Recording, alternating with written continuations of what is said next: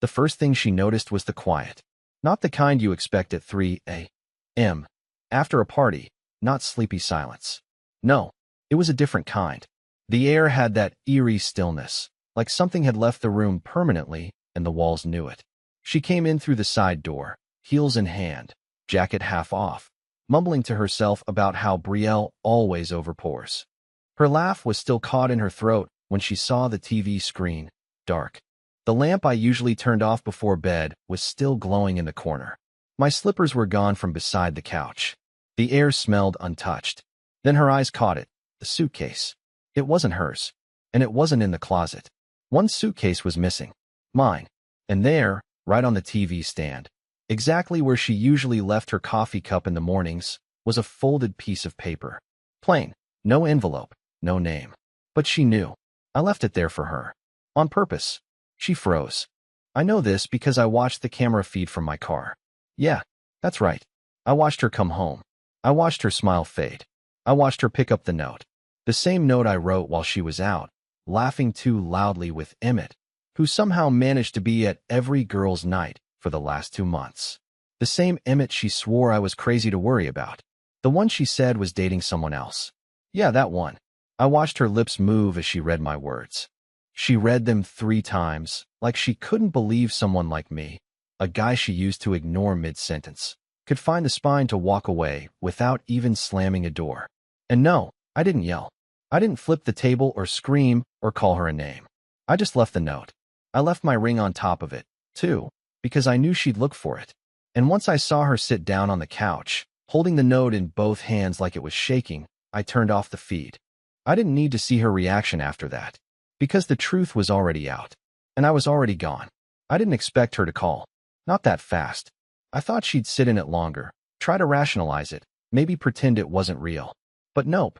First call came 7 minutes after she opened the note. Then another. And another.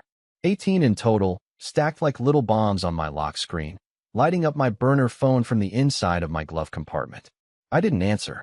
I just stared at the screen while sitting in the parking lot of an all-night diner 2 towns over, listening to the rain thud against my windshield like it was cheering for me. I almost laughed. Almost. But then I remembered the photo. Because that's what really did it. Not the missed dinners. Not the weird perfume that started clinging to her clothes when she came home, late from paperwork. Not even the way she flinched when I touched her shoulder one night, like I wasn't allowed anymore. No, it was that single damn photo. I wasn't even trying to find it. I was updating her laptop, like I'd done a dozen times before.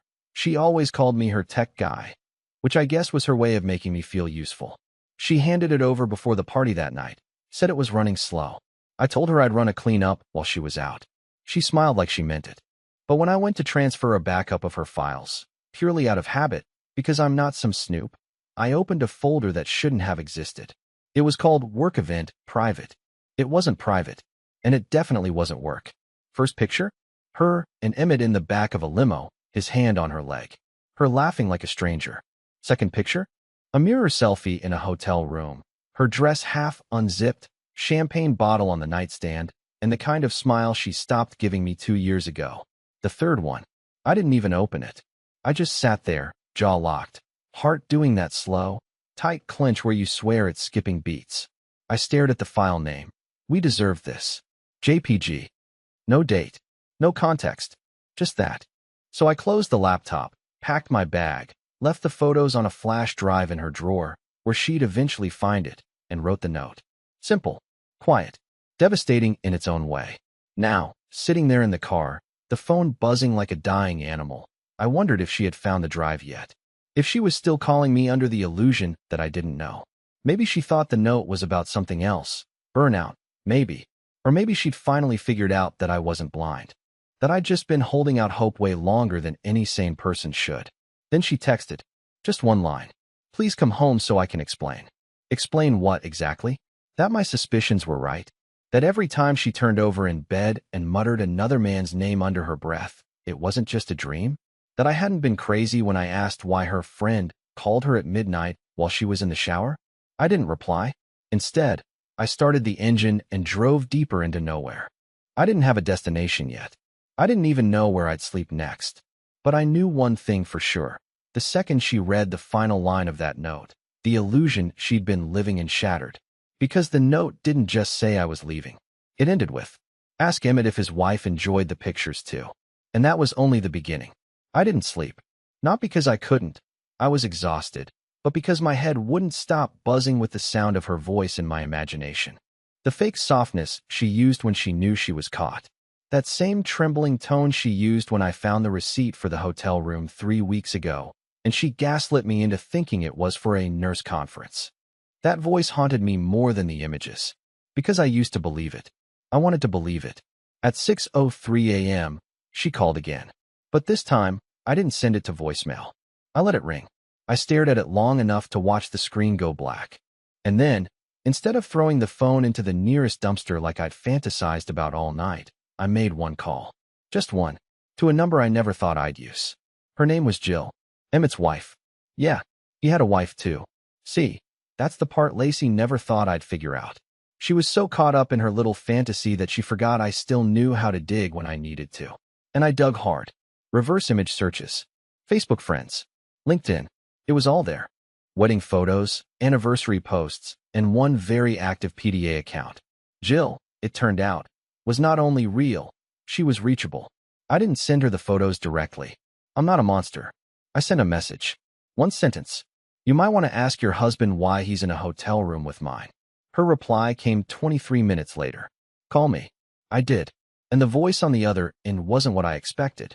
She wasn't screaming. She wasn't crying. She sounded calm, like glass right before it cracks. "Curtis, right?" she said. I told her yes. She already knew my name. "I've known something was off for months," she whispered. But I didn't have proof. I didn't say anything. I just breathed. Let her talk. She asked if I still had the photos. I said yes. She asked if I'd be willing to forward them. I paused, then asked her why. And what she told me next flipped everything. "I don't need them for me," she said. "I need them for court." Turns out Emmett had a past. A messy one. Prior infidelity, restraining orders, a sealed incident involving a co-worker at another hospital. Things Lacey probably didn't even know about. Or worse, she did and didn't care. Jill had already been preparing to leave. But now she had what she needed to make sure he never got custody of their daughter. And here's where it gets twisted. Just as I agreed to send the files, my phone buzzed with another call. Lacey. Again. But I didn't even have time to reject it. Jill said, "Answer it. Put it on speaker." I hesitated. But I did it. "Curtis." Lacey's voice was shaking. "Where are you? Please. I know you saw something, but this isn't what you think." And before I could even respond, Jill cut in. "Hi, Lacey." The line went dead silent. Not a breath. Not a sound. Just dead, stunned silence. Then a click. She hung up. Not a word. Not a scream. Not a lie. Because she knew that her secret wasn't just broken open. It was broadcasted. And now, someone else was holding the microphone. It was just afternoon when I heard the knock. Not a bang. Not pounding. Just this soft, pathetic little knock like the person on the other side was too ashamed to be there in the first place. I was sitting on the motel bed, still in the same hoodie from the night before, legs numb from not moving, but I knew that knock. I knew it like I knew the sound of her keys or the way she said, "Babe," when she was lying. It was Lacey. She had found me. I hadn't told her where I was. I hadn't told anyone. I paid cash for the room, left my phone off, even parked the car 2 lots over to keep it out of sight. But she still found me. Maybe she tracked my last location. Maybe she begged the front desk. Maybe she cried. Who knows? That was always her weapon, not honesty. Emotion. She knocked again. "Curtis, are you in there?" Her voice was smaller than usual. No attitude. No edge. Just desperate. I didn't answer. I just stared at the chipped wallpaper and listened. I didn't know Jill would call you. I didn't mean for any of that to happen, okay? She stammered through the door. "You weren't supposed to see those pictures. It wasn't real, Curtis. Not like you think." That line. It wasn't real. God, I almost laughed. As if that made it better. Like cheating was just a fever dream she accidentally slipped into and hoped I'd forget when she woke up next to me. "I didn't sleep with him, Curtis." A pause. We were talking. Flirting. I was drunk. I made a mistake. Another pause. This one longer. Then, "I need you to come out. Please. I don't know where to go. I don't know what to do. You just disappeared. And now Jill is threatening Emmett with court, and he's losing it, and I can't even go home because your suitcase is gone, and I don't even know what that note meant. She broke, full sobbing now. But I stayed quiet, because I wasn't just punishing her. I was finally realizing what silence really felt like, what it could do. It didn't yell. It didn't throw accusations. It just existed. And it forced her to sit in every ounce of shame she used to toss behind. It's not a big deal. Outside the door, her voice cracked, then faded. Then came the real kicker. I didn't want him, Curtis, she whispered through her tears. I just wanted to feel something again. I didn't think you'd ever leave. You're not the leaving type. And she was right. I wasn't. Until I was. A minute later, I heard her footsteps walk away. Slow. Shaky. Like she couldn't believe I hadn't come running. Maybe she thought I was bluffing. That I'd yell, cry, take her back like I always did when she crossed a line and blamed the wine or her anxiety or me. But I stayed seated. And when she finally drove off, I pulled out the second note I had written. The one I hadn't left yet. And I mailed it to her parents' house. Because if she thought the suitcase and the silence were the end, she was about to find out what a man sounds like when he finally means goodbye. The first phone call came the next morning, and it wasn't from her. It was her mother. That alone should tell you how fast things were unraveling. Because ever since our wedding, Lacey's mom barely tolerated me. I wasn't successful enough. I wasn't assertive enough. She once told me I was too nice, like that was some character flaw. But now she was calling me before she even spoke to her own daughter. Her voice was sharp and clipped. Curtis, I just received a letter from you. What's going on? I didn't plan on explaining myself, but I also didn't care anymore about keeping Lacey's secrets. Not after everything she buried me under. I kept my voice calm. Everything in that letter is true. She was quiet for a second. Then, softly, she said, I believe you. And that hit harder than I thought it would. She didn't ask questions. Didn't push back. She just said Lacey was staying in her childhood room, barely speaking, barely eating, crying every night since she came back from whatever disaster she created. Her dad, apparently, wasn't even speaking to her. That man used to clap me on the back at BBQs like I was one of his own. Now he just shook his head whenever her name came up. All of it, from a single envelope. I hadn't written anything cruel. I didn't need to. The truth was ugly enough on its own. I laid it all out in simple detail. The pictures, the timeline, the lies. I included one printed image, not even the worst one. Just enough to show this wasn't paranoia or revenge. It was real. It happened. And it didn't just hurt me. It humiliated our families, too. She was too careless to even cover her tracks. Her mom asked if we were going to try to work through it. I told her no. There was a pause. And then, with a shaky voice I never thought I'd hear from that woman, she whispered, I think that's for the best. I ended the call politely, respectfully. I even thanked her. Then I hung up and stared at the ceiling for a long time, wondering how many versions of Lacey existed out there, and how many people she fooled with each one. That day, I got 4 more calls. 1 from her sister, 2 from mutual friends, and 1 from a block number that didn't speak when I picked up. I assumed it was her. The silence on the other end was almost familiar, like she didn't know how to talk to me now that she'd been seen. The weirdest part? I didn't feel angry anymore. I just felt done, like some rope had finally snapped, and I didn't have to hold it together anymore. Her tears weren't my responsibility. Her shame, her panic, her destroyed little fantasy world, all hers now. For once, I didn't have to patch it up. I went out that night, just to sit somewhere that wasn't a motel bed. Got myself a burger. A cheap one, nothing fancy. But I actually tasted it. I wasn't checking my phone, waiting for an apology, waiting for her to beg. I wasn't anyone's emotional punching bag. And while I chewed that last bite, I realized something that hit harder than anything she ever said to me. I wasn't the broken one. I was just the one who stayed too long in someone else's mess. I didn't plan to meet anyone. That's not what this was. I wasn't trying to move on or play some rebound game to get back at her. I wasn't even sure I knew how to connect with another human being after what Lacey put me through. But sometimes life drops something quiet in your lap, and you don't even realize it's healing you until it's already happening. Her name was Morgan. She worked the night desk at the motel, wore oversized sweaters, had chipped black nail polish, and offered me a discount on vending machine snacks after I locked myself out of my room one night. We didn't flirt. We just talked. About dumb stuff at first, weather, books, music, and eventually about the real things. She never pried. She never judged. She just listened. I think that's what broke me. Not her smile. Not her kindness. Just the fact that for the first time in a long, long time, I wasn't being dismissed while I spoke. We shared coffee once. Just coffee. In the lobby. I laughed. Actually laughed. For the first time in what felt like years. It felt like stretching muscles I didn't know had atrophied. I didn't think much of it. I wasn't falling in love or anything. But Lacey saw us. I didn't know she was watching. I didn't even know she was there. She must have followed me. Or waited. Or maybe she was just lurking around, trying to catch me off guard. But when I walked out of the motel lobby with Morgan beside me, both of us holding coffee cups and smiling about something stupid involving raccoons and vending machines, Lacey was across the parking lot. In her car. Engine running. Window cracked. And the look on her face? It wasn't betrayal. It wasn't heartbreak. It was rage. Confusion. Like, how dare I laugh with someone else? How dare I look? Okay. She didn't get out of the car. She didn't even roll down the window fully. She just watched me. Watched us. I made eye contact with her, just for a second, and her whole expression changed. Because I didn't flinch. I didn't chase her. I didn't mouth, wait, or look guilty or run after her like I had every other time she twisted the knife and pretended it was love. She waited 10 seconds too long. Then she drove off. That night, she texted me. One sentence.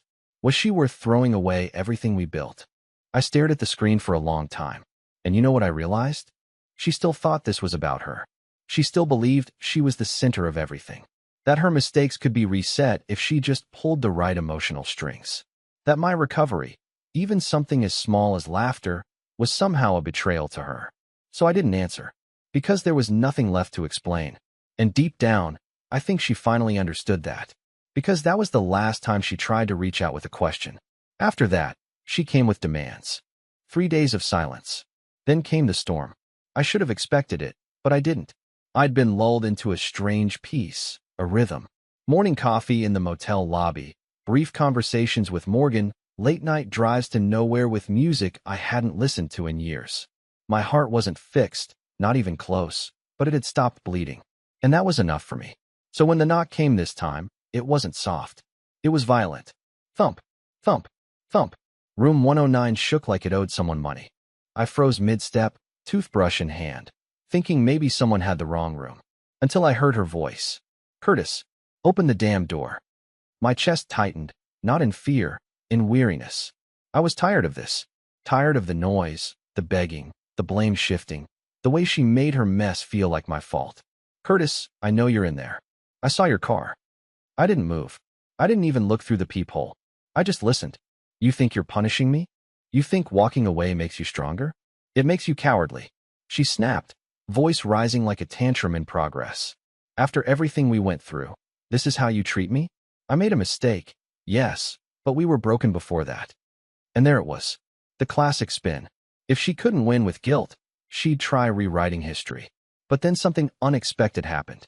The door did open, but not by me. Morgan had just arrived for her shift. She was standing right behind Lacey in the hallway, arms crossed, badge still around her neck.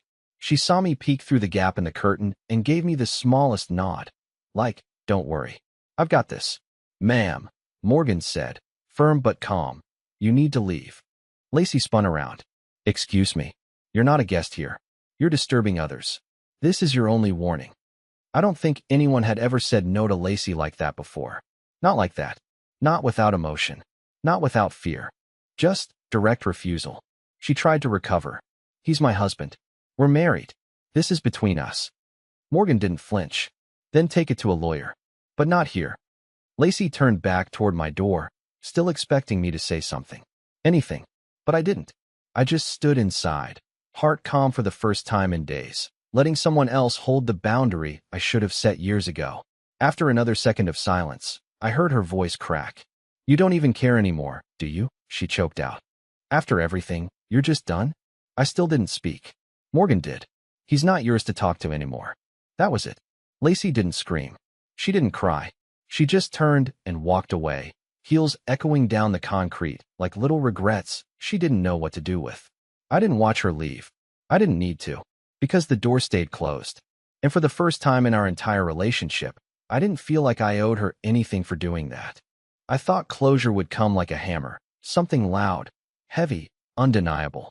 I imagined some dramatic final confrontation, where she'd scream, I'd shout, and one of us would storm off into the night while music swelled in the background. But that's not what happened.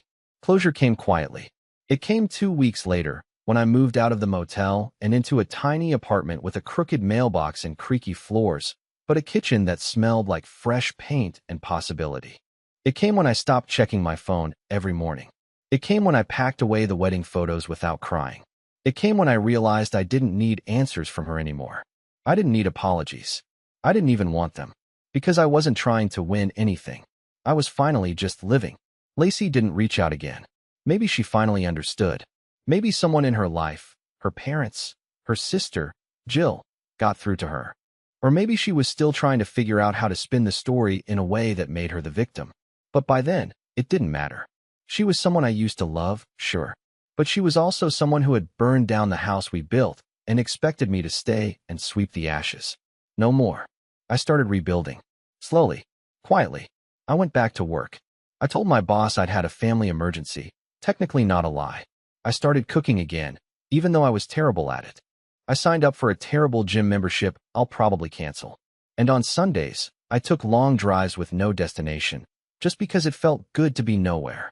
And yeah, Morgan and I still talk. We're not anything serious. Not yet. I'm not rushing. She isn't either. But she texts me sometimes with dumb memes or sends me photos of raccoons when she sees one near the dumpster. And last weekend, we went to a bookstore and spent an hour reading the backs of thriller novels neither of us bought. We laughed. I forgot what that felt like. Not the kind of laughter that hides pain. Real laughter. The kind that fills space instead of covering silence. I know I'm not fully healed. I still wake up some mornings reaching for someone who isn't there. Only to remember she doesn't belong there anymore. But there's no bitterness. No screaming in my chest. Just space. Room to breathe again. And if Lacey ever wonders where I went, if she ever drives past that motel or checks my socials or sees me one day from across the street and freezes mid-step, I hope she realizes I never really left out of anger. I left because staying meant losing myself completely. And I've spent far too long being someone else's version of a man. Now, I get to be my own.